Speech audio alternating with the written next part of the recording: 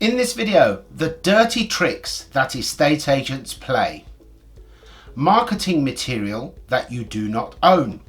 Many of you will have paid for marketing material sold to you by an agent, not only to present your property correctly, but more importantly, for the agent to present themselves professionally at your expense. You may pay for a photographer, videographer, and various other services, but what happens when your contract ends, assuming you signed one, which you shouldn't? If you decide to change agents, you will be informed that the marketing material belongs to the agent, even though you have paid for it. They will pursue you and your next agent if that material is used in any way, shape or form in the future.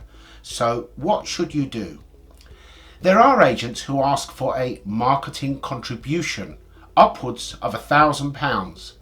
They use the term contribution to blur things, firstly because it implies that the marketing costs far in excess of this sum, which it does not. Secondly, this legally implies that you do not own the marketing material, therefore they can prevent you from using this material in the future.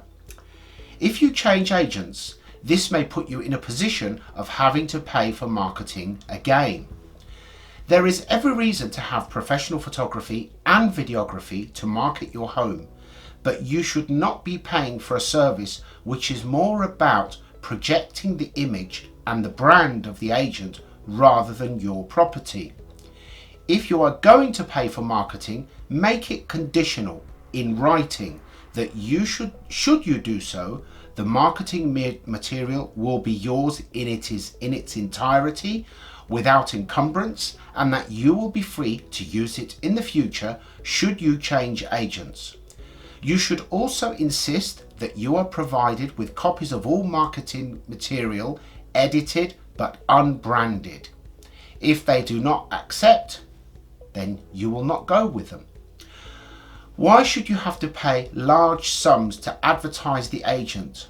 On the completion of a sale, the agent will receive thousands of pounds. They don't always succeed, but how many businesses spend time and money prospecting for business unsuccessfully, even though it costs them to do so? This is par for the course. Next, fake properties. According to Charlie Lamdin, director of Best Agent, as many as 1/3 of properties on the market are actually fake. How many times have you called to inquire about a property that is listed for sale only to be told that it has just been agreed, just been removed, or not available for some other reason? Although the figure seems to yo-yo, there are around 20,000 estate agents in the UK, and on average there are less than 100,000 sales per month, which can reduce significantly in a slow market. If we take into account that the vast majority are handled by a few national chains, that does not leave a lot for the remaining agents, so they resort to tricks. Many agents resort to fake listings to populate their websites, using fictitious listings and sales to dupe potential sellers and buyers. The implications of this can be very severe, and this can not only distort the figures, but more often than not, the agents don't want to buy for this property for obvious reasons, so they tend to put them on at a higher price, which can then impact the perceived valuations of other property. We get calls all the time from valuers who contact us to ask about the selling price of a property that we have sold, because this information will not be available anywhere and they need it to establish the valuation of the property that they are out viewing. Now, once they know what the figure is agreed, they can use that as a starting point. So think about it for a minute. Valuers are using a fictitious listing, fictitious sales to value property, which may result in an unsuspecting buyer paying thousands more than they should have. Offers submitted to properties for sale are confidential, and the buyer's details are protected by GDPR. Therefore, agents can list, mark as sold subject to contract, then withdraw or otherwise change the status of availability of a fake listing without any potential buyer being any the wiser. The buyer misdirection. This happens all the time. An agent has a hot buyer, large deposit or cash, progressible and ready to go. The agent has two similar properties in the area that the buyer is looking, but one of them is just a few weeks into a 6-month sole selling rights contract, whilst the other is multi-agency. What will the agent do? The agent will more than likely direct the buyer to the listing that is multi-agency, because the seller who is under contract to the agent is captive for months.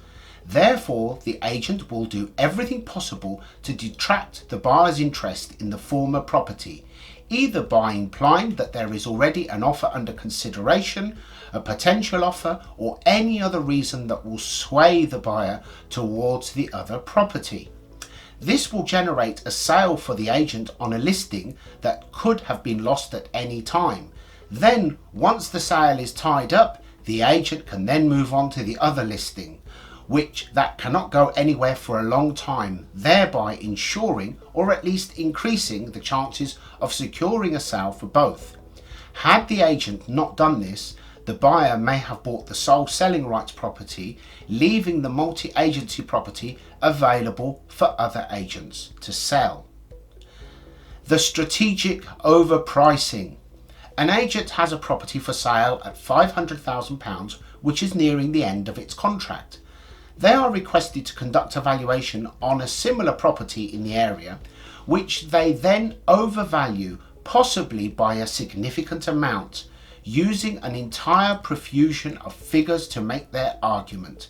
Remember the famous quote I have previously referred to. There are 3 types of lies: lies, damned lies, and statistics. There are several benefits to this premeditated deception. Firstly, the agent has more chance of winning the listing because the sellers want to get the best price, and sometimes common sense vanishes when large sums are involved, so the buyers may sign up with that agent. Secondly, by listing another similar property at a higher price, the first one appears cheap, creating more interest and often resulting in a sale of the cheaper property. By this time, the higher priced property is beyond the cancellation period. Then the negotiator can get to work, pressuring them to reduce because they cannot change agents for months, once again increasing the possibility of securing 2 sales instead of 1. The fake ready, willing and able buyer. You are reaching the end of your sole selling rights contract. The agent knows that you are planning to take your property off the market or take any action that will not generate a commission for the agent. How can the agent ensure that you are still obliged to pay a fee? This is another reason why I strongly advise against any form of sole selling rights, because some of these contracts are booby-trapped with a clause that states if at the end of the contract the agent has a buyer who is ready, willing and able, the seller is still obligated to pay the agent the agreed fee. As the agent knows that you will refuse to sell, they will suddenly create a sale out of thin air. They will inform you that the buyer is willing to pay your asking price in writing, by email, secure in the knowledge that your plans have changed and you do not wish to sell. As you are only days away from the end of your contract, you may resort to delaying tactics until it ends. Then you notify the agent that your contract has expired and you no longer wish to sell. Simple, isn't it? Not so simple. You have now fallen into the ready, willing and able trap. You have acknowledged the offer at your asking price. You have acknowledged that the agent forwarded that offer before the end of your contract and you have declined it. You are therefore in breach of the terms of your contract. The agent can and often will pursue you for their fee, and you are powerless to contest this, as the so-called buyer cannot be challenged, because even if this were a genuine offer, Once it is declined, the buyer would have invariably moved on to another property anyway. Do not sign a sole selling rights contract under any circumstances. And here's my conclusion. These are ploys that agents use every day throughout the country. We need to keep in mind that many agents are either on a commission only or basic plus commission with strict targets, especially the larger chains who have a high pressure management structure and tend to treat their employees very badly, forcing them to put figures before people. Estate agents in the UK are in a desperate battle for listings due to the ratio of agents to properties. Most could not survive without resorting to underhand tactics at your expense. In the end, they are providing a results-based service, but when that service involves people paying, borrowing, or both, there is a distinct matter of ethics which all too often is lacking. Having said this, there are some very hard-working professional agents out there who work tirelessly for their sellers, even if they are part of an organisation that is only concerned with their figures. For the main part, it would be wise to avoid the national chains. There are professional, respectable, individual agents in every part of the country. You will know who they are if you ask around. They are probably discreet, working quietly and tirelessly for their clients, spending more time working for their clients rather than devoting that time to telling everyone how wonderful they are. And that's all for this video, and I will see you next time.